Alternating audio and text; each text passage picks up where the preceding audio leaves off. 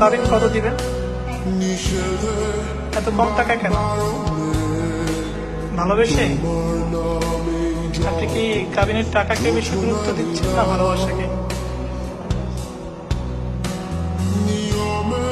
আপনি কাবিনের পরিমাণ কত দিয়েছেন?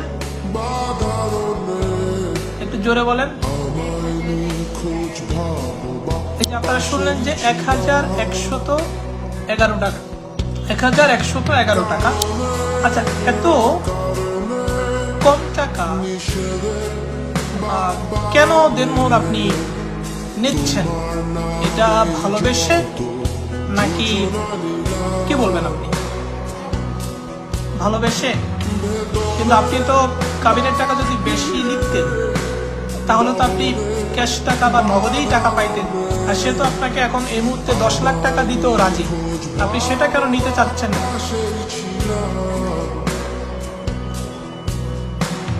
দেখছেন কতবার একটা কথা বলছে যে তার সাথে তার ভালোবাসার মানুষটা থাকলেই হবে, টাকা দিয়ে কি হবে।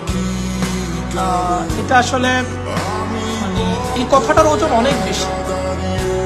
আমাদের সমাজে ম্যাক্সিমাম মেয়ে হচ্ছে কাবিন কম লিখতে চায় না, দেনমোহর কম নিতে চায় না, কিন্তু শায়লা আপু বলেছে যে ভালোবাসার মানুষটি থাকলেই হবে, কাবিনের টাকা দিয়ে কি হবে। এটা আসলে আপু আপনারা কি প্রেম করেছেন? মানে প্রেম ছাড়া বিয়েটা কেমন না?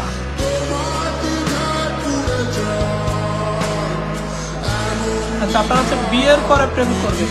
এই যে ভাইয়াও খুব খুশি, তারা দুইজনে বিয়ের পরে প্রেম করে। দেখেন, যারা হচ্ছে শুরুতে বা সাক্ষাতের শুরুতে বিয়ে করে এরপরে প্রেম করে তারা আসলে ব্যক্তি হিসেবে ভালো। কারণ কি জানেন, অনেকে হচ্ছে প্রেমের নামে মেয়েদের সাথে নষ্টামি করে তাকে ছেড়ে দেয়, শেষ পর্যন্ত তাকে বিয়ে করে না। তারা কিন্তু এটা করে নাই, আমি যতটুকু বুঝতে পারতেছি। যে আচ্ছা আপু, আপনি কি খুশি বিয়েতে? আপনি কি মনে করেন যে আপনার ভালোবাসার মানুষটি বা আপনার বর্তমান হাজব্যান্ড এই মাত্র যাকে বিয়ে করেছেন তিনি সঠিক মানুষ? আচ্ছা, তো যাই হোক,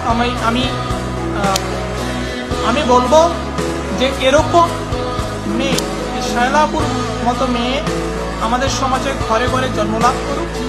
এই শায়লাপুরও আছে বলেই আমাদের মতো কিছু ছেলে এখনো স্বপ্ন দেখে সুন্দর সংসার করার, সুন্দর ভবিষ্যৎ গড়ার।